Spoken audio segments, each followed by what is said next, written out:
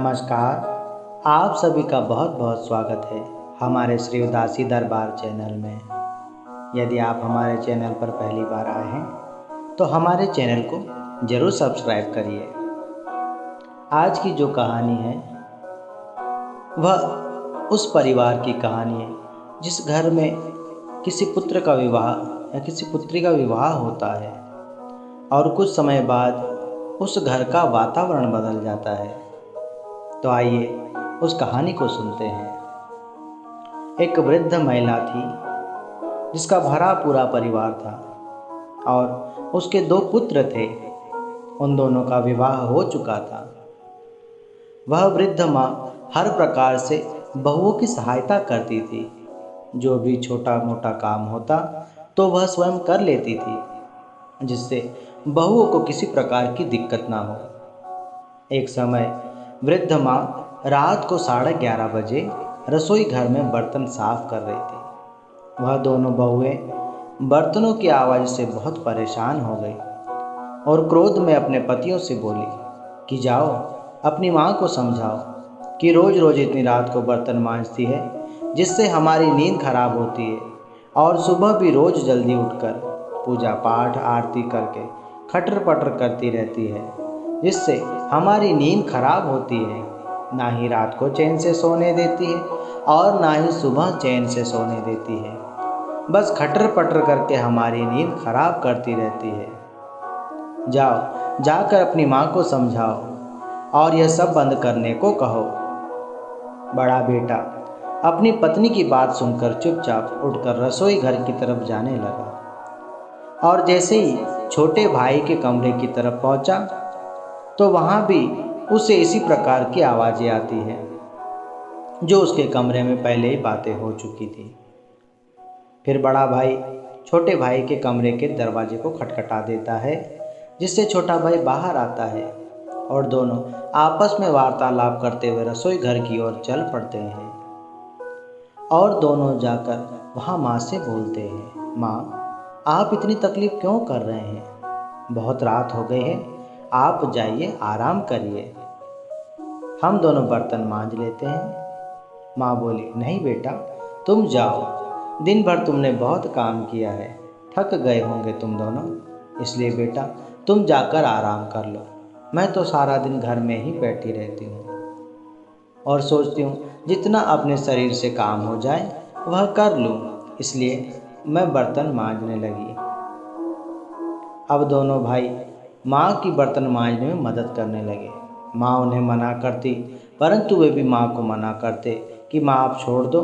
इस प्रकार दोनों बर्तन मांजने में ही लगे रहे और जब बर्तन साफ हो गए तब दोनों भाई अपनी माँ को बड़े आदर और प्रेम सहित उन्हें उनके कमरे में ले गए, जहाँ पर उनके पिताजी भी जाग रहे थे और बिस्तर पर माँ को बैठाकर बोलते, माँ आप सुबह जब जल्दी उठो तो हम दोनों को भी जगा देना, ताकि हम भी उठकर सवेरे भगवान की पूजा पाठ करें और साथ ही पिताजी के साथ योग भी करेंगे, इसलिए आप हमें जल्दी उठा देना।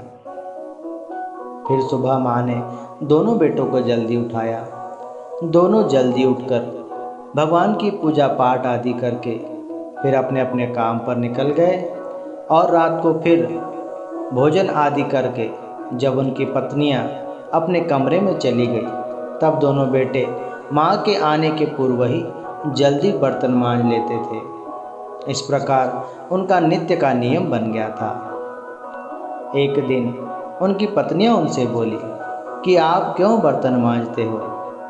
जब माँ बर्तन साफ कर लेती है तो आपको यह सब नहीं करना चाहिए, ये हमें अच्छा नहीं लगता। बेटों ने कहा, हमने विवाह इसलिए किया था कि हमारी माँ को सुख प्राप्त हो। बचपन से लेकर अब तक माँ ने हमारी हर प्रकार से देखभाल की है, हमें कभी किसी प्रकार की कमी नहीं होने दी, हमारे जीवन में कभी दुख नहीं आने दिया और हमने भी यह सोचकर विवाह किया कि हमारी पत्नियां आकर माँ की सेवा करेगी और माँ को हर प्रकार की सुख सुविधा देंगी। परंतु तुम दोनों से यह कार्य नहीं हो पा रहा है तो कोई बात नहीं, आखिर वो तो हमारी माँ है, उन्होंने पूरा जीवन हमारे लिए लगा दिया, और यदि हमने थोड़ा समय उनकी सेवा में लगाया तो कौन सी बड़ी बात है।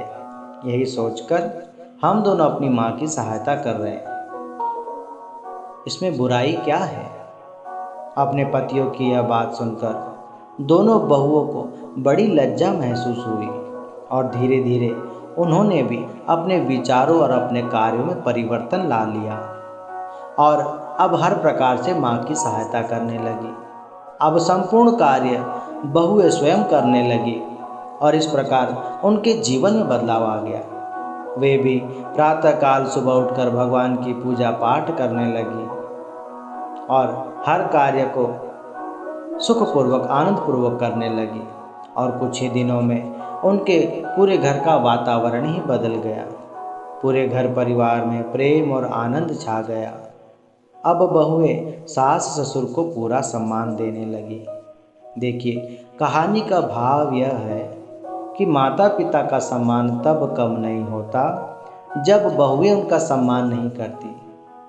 माता पिता का सम्मान तब कम होता है जब बेटे ही अपने माता पिता का सम्मान नहीं करते या उनके कार्य में सहयोग नहीं करते हैं। इसलिए बेटे और बेटियों को चाहिए कि वह सदा अपने माता और पिता का सम्मान करें, किसी के सामने उन्हें नीचा ना दिखाएं, क्योंकि माता पिता ने ही हमें जन्म दिया है और उन्होंने ही हमें इस लायक बनाया है जिससे आज हम समाज में मान सम्मान प्राप्त कर रहे हैं। इसलिए अपने माता पिता का सम्मान सबसे पहले करें, क्योंकि जन्म के समय उन्होंने ही हमें पाला, उन्होंने ही संभाला था। इसलिए यह हमारा परम कर्तव्य है कि वृद्धावस्था में हम उनका ख्याल रखें। नमस्कार मित्रों, इस बातों को अपने जीवन में जरूर एक बार विचार करके धारण करिएगा।